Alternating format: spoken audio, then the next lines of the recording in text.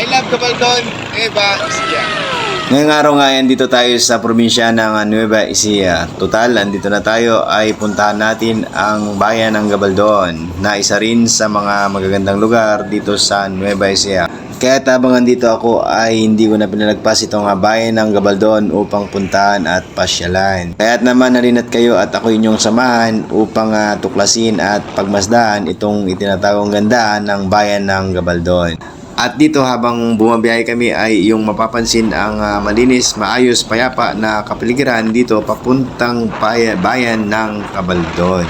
Kaya naman, gaya ng sinabi ko doon sa unang vlog ko ay makikita mo at enjoy mo ang pagbiyahe dito dahil makikita mo na ang kabundukan dito, halos abot kamay mo na at malapit na talaga ang bundok sa iyo. Dito naman sa tulay na ito ay makikita mo ang napakaraming cottage na kung saan ay pwede sigurong rintahan or baka naman ito ay kanilang ibinibenta. At dito mapapansin mo ang napakalawak na ilog at malinis na ilog.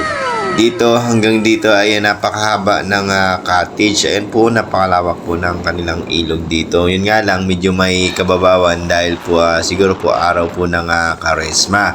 Pero dito sa kabilang ilog ay makikita mo ang kabundukan. At dito naman po tayo ay parating na tayo dito sa may Gabaldon. Ayan po, sabi niya maligayang pagdating. Tapos makikita mo sa front ay I love Gabaldon. Kaya napakaganda po. Dito po napakarami pong nagpapapicture. Siguro po yung mga, yan po yung mga namamasyal galing po sa mga iba't ibang lugar, ano. At dito ang dami pong magsasaka sa bukid dahil medyo maaga pa yung mga oras na ito ay makikita mo ay maraming nagtatrabaho sa bukid upang asikasuhin ito at siguro nag-aani sila ng mga sibuyas nila, ano.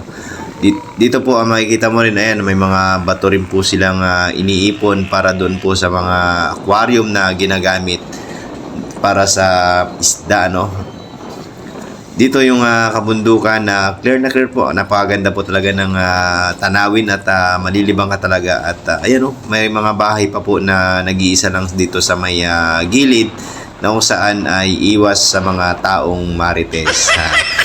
At ayan po, inyong mapapansin, ayan po yung mga magsasaka na umaani ng kanilang sibuyas, ano. Sibuyas po yung kanilang inaani dyan nung nakita namin. Napakarami po silang inaaning sibuyas. Malawak po yan hanggang sa mga dinaanan namin ay hindi ko na lang po nakuhanan ng camera. Ayan, mayroon pa pong kalabasa. Napakalaki po mga kalabasa. Kung gusto nyo, pitasin nyo na po at pwede po yung iluto. Dito, pagpapatuloy po tayo sa pagbabiyahe, no, at kung mapapansin niyo talagang ay napakasarap po talaga sa pakiramdam na ganito ang makita mo habang ikaw ay nakabakasyon. Dito hindi mababayaran talaga ng nako talaga. Ayan, napakarami po talagang malinis. Yung mapansin na yung mga magsasaka po, andyan po sila at nag-aani sila dito kabilang bundok. Medyo may mausok. Ang sarap talaga makita mo talaga. Akala mo free na free. Ayan, meron din pong tubig dyan sa bandang iyan at yan po ay sapa. Hindi ko po siya na-sure kasi hindi ko siya nakuha masyado. Ayan, ang dami pong nag-aani ng kanilang mga sibuyas. Ano, may mga nagsusunog pa dito. Napakasarap talaga. Napakasarap pagmasdan po talaga, parang ikaw. Ayan. Dito po may mga tao pa lang. May mga truck at may mga gumagawang dinidevelop nila. Ano ba yun? Hindi ko alam kung itatayo nila dyan Pero kung makikita po ninyo ay tinidevelop po talaga nila yung lugar na yan. At ayan, welcome sa Ligaya National High School. Nadaanan din po natin yan papunta doon sa paglilibot natin. Dito, marami po. Yung bahay nag-iisa lang sa bundok. Walang marites po dyan. Talaga, ayan. Dami po. Abala pala yung mga tao dito sa may bandang umaga kasi po ang tradisyon nila dito pagka umaga daw po ay marami talaga dito kasi ayaw na nila ng maabutan ng tanghali.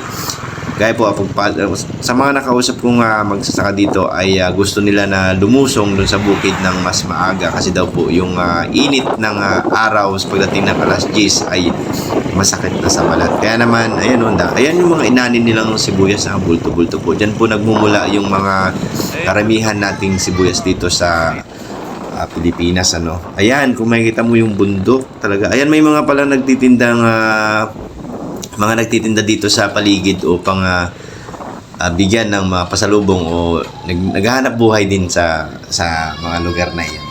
At dito po, dumating po tayo dito sa may Dipunga River. So ito po yung river na may mga cottage din na dito malinaw. At ayan, hindi na ako nakapagpigil at nagpicture-picture na ako dyan kasi siyempre napakaganda ng lugar. At dito bumaba ako at tiningnan yung upang madampian man lang yung tubig dito sa may Dupinga River. So tingnan natin kung malamig ba ang tubig dito, kasing lamig na ng pag-ibig niya.